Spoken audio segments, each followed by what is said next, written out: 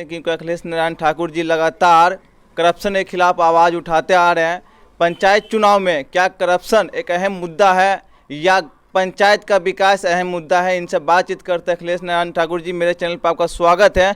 आप विधानसभा छोड़कर ग्राम पंचायत चुनाव में किस्मत आजमा रहे हैं, क्या कारण था कि विधानसभा छोड़ दिए आप?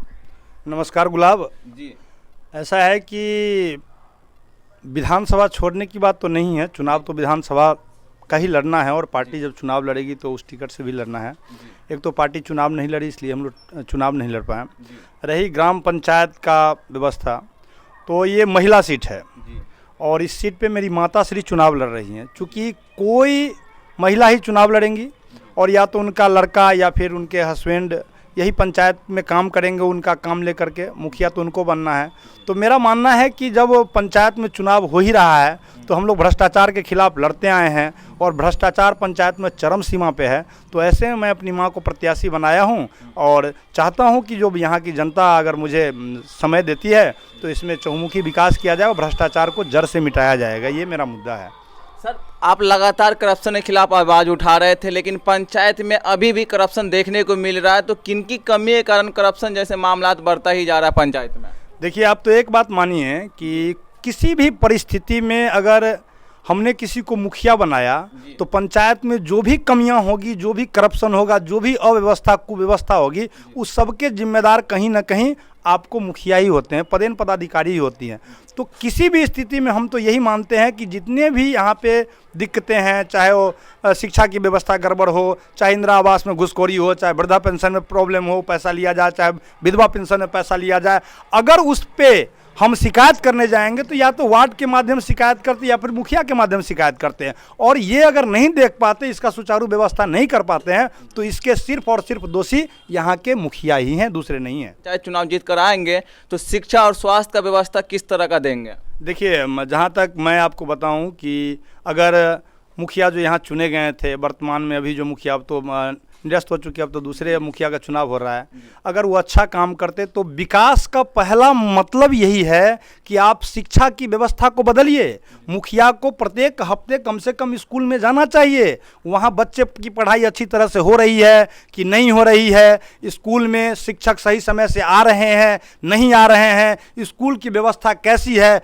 अगर ये मुखिया करते हैं तो शिक्षा का व्यवस्था सुधरता। ये आज तक नहीं कर पाए हैं। दूसरा, प्राथमिक उप स्वास्थ्य केंद्र यही धारवा में है, जो पहले भी बंद था, आज भी बंद है। हम अगर मेरी माता श्री अगर चुनाव लड़ती हैं, चुनाव जीत जाती हैं, तो ऐसी परिस्थिति में आप यकीन मानिए कि शिक्षा का व्यवस्था और स्वास्थ्य का व्यवस्था जो प्राथमिक उप स्वास्थ्य केंद्र सब बंद है, ये सब चालू हो जाएंगे। और दूसरा, जितने भी ब्लॉक स्तर के काम हैं, जो भी पंचायत से ब्लॉक स्तर का काम जाता है, मेरा मानना है कि मुखिया के दरवाजे पे ये सब काम होना चाहिए। जैसे सारा फार्म सब कुछ भर के आप मुखिया के दरवाजे पे डालिए और मुखिया का एक कर्तव्य बनता है कि वो सारा पेपर लेकर के जाकर के ब्लॉक में दे, बीडीओ के पास जाए। जनता को सुविधा देना चाहिए। जनता की समस्या से रूबरू होने की बात है और जनता की समस्या को दूर करना ही मेरा पहला और आखिरी मकसद है। भ्रष्टाचार रूपी जो बीमारी फैला हुआ है उसको दूर करना मेरा पहला और आखिरी मकसद है। कि यहाँ पर किसी को अगर कल के डेट में इंदिरा आवास मिले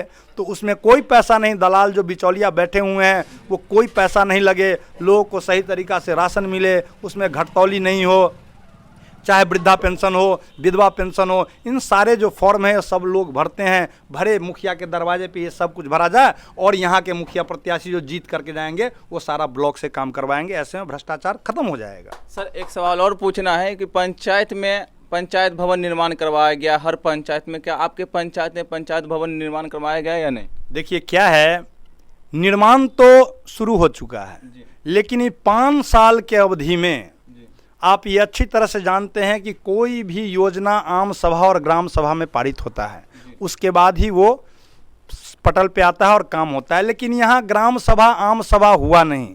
अब कैसे इसका निर्माण किया गया, किस तरह से इसको पास कराया गया, ये तो सबसे बड़ा भ्रष्टाचार यही है। यहाँ पर अगर आम सभा ग्राम सभा होता है तो लोग अपनी समस्या उसमें डालते हैं, उसको आप बढ़िया जानते पंचायती राज में कहाँ से कहाँ जाता है, फिर किस तरह से काम होता है। तो निर्माण अर्धनिर्मित है, पूरी तरह से निर्माण नहीं हो पाया है। आपको ये पूरे परिहार धरड़बा पंचायत का केंद्र बिंदु धरड़बा है, 8 वार्ड धरड़बा है। तो कल मेरा मानना था कि अगर पंचायत भवन होना चाहिए तो इस धरड़बा, सहजोली, सरगम्मा, धामी टोल, जबदी, गांधीनगर, इसके बीच में आपको कल के डेट में पंचायत भवन होता तो लोगों को आने जाने में सुविधा होती। और आज जो पंचायत भवन बना हुआ है वो एक तरह से पूरे 3 किलोमीटर के दूरी पर है और लोग कहीं ना कहीं जाने में उनको समस्या होगी। निर्माण तो हो रहा है लेकिन अर्धनिर्मित है, अभी तक निर्माण नहीं हो पाया पूरा। नहीं, पूरी तरह से निर्माण नहीं हो पाया है। सर, आपके पंचायत में बीते 5 साल में नाला निर्माण हो या पीसीसी योजना हो, कहाँ तक हुआ है और कितना बचा हुआ है? देखिए, नाला निर्माण तो मैंने देखा ही नहीं है कहीं पे। हाँ, पीसीसी का व्यवस्था यह है कि अगर मुखिया व्यापार करने पे आ जाए तो पीसीसी का निर्माण करते। बहुत सारी गलियां हैं जिस गली में पीसीसी का निर्माण हुआ है। अब नल जल योजना पूरा हो ना हो लेकिन पीसीसी जरूर तैयार कर लेना है कि उसमें पैसा निकल जाएगा। तो करप्शन इस व्यवस्था में, मैं ये नहीं कहता हूँ कि पीसीसी का निर्माण नहीं हुआ है, गली गली में बहुत सारे जगह हैं जहाँ पे नहीं हो पाया है। तो लेकिन कम से कम नाला का निर्माण कहीं नहीं हुआ है।